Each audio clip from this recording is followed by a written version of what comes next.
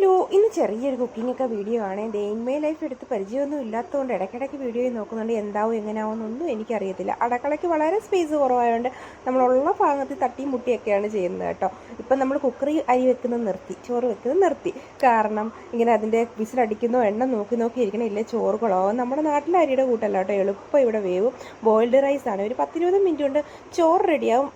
പക്ഷേ കുക്കറിലാണെങ്കിൽ നമ്മൾ ഒരു വിസിലടിച്ചോ ഇങ്ങനെ ടെൻഷൻ അടിച്ച് നോക്കണം, ചില സമയത്ത് പാളിപ്പോവും. അതുകൊണ്ട് ഇതാകുമ്പോൾ ഓക്കെയാണ്.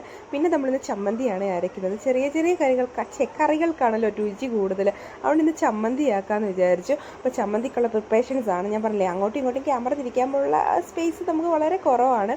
അപ്പോൾ നമ്മളൊരു ടേബിൾ സെറ്റ് ചെയ്ത് കുറച്ച് സാധനങ്ങൾ ഇവിടെ ഇൻഡക്ഷൻ ഇവിടെയായിട്ട് വെച്ചിട്ടുണ്ട്.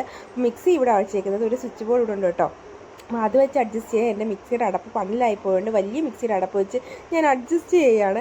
അഡ്ജസ്റ്റ്മെൻറ്റ് അതല്ലേ ജീവിതം. അപ്പോൾ നമുക്കെന്താ വേറെ മിക്സി വാങ്ങണം അല്ലെങ്കിൽ ജാറ് വാങ്ങണം എന്ന് തോന്നിയിട്ടില്ല. കാരണം നമ്മളിവിടെ നമ്മുടെ നാട്ടിലല്ലോ വല്ലതും താമസിക്കുമ്പോൾ ഇതൊക്കെ വെച്ച് അഡ്ജസ്റ്റ് ചെയ്യുക. പാത്രങ്ങളായാലും എന്തായാലും എല്ലാമേ ഒരു അഡ്ജസ്റ്റ്മെൻറ്റാണ് കേട്ടോ. ഇൻഡക്ഷനിൽ നമ്മൾ വെള്ളവും ചായയൊക്കെ വെക്കാൻ ഉപയോഗിക്കുവേ.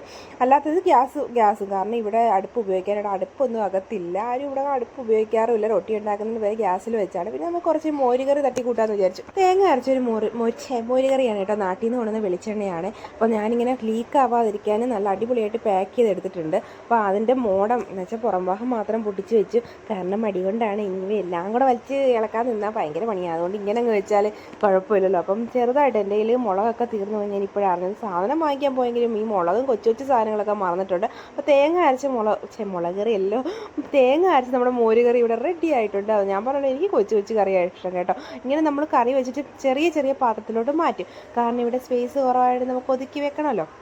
അരിയൂറ്റിലൊരു സാഹസികമാണ്. നമുക്കിങ്ങനെ സെറ്റായിട്ടുള്ള പാത്രം ഉണ്ടായതുകൊണ്ട് ഞാൻ എളുപ്പം എടുത്ത് കമത്തിയെന്ന് പറഞ്ഞു. ഇല്ലെങ്കിൽ ഭയങ്കര പാടാട്ടോ. പിന്നെ നമുക്ക് ചിക്കൻ ഉണ്ടായിരുന്നു, ചിക്കൻ ഫ്രൈ അടിക്കാമെന്ന് വിചാരിച്ചു.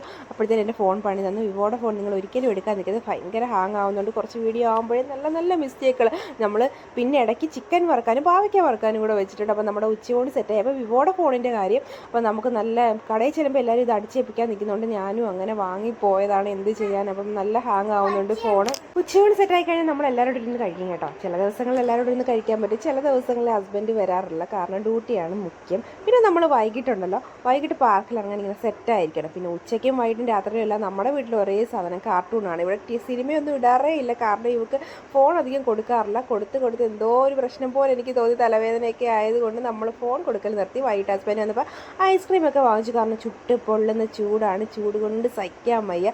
രാത്രി കുറച്ച് കാർട്ടൂൺ കേട്ടോ. ഞാൻ പറഞ്ഞത് രാത്രിയിലെല്ലാം നമ്മൾ ഇത് തന്നെ കാർട്ടൂൺ ഓടുന്നത്. അപ്പോൾ നമ്മുടെ വിശേഷങ്ങൾ ഇത്രയൊക്കെ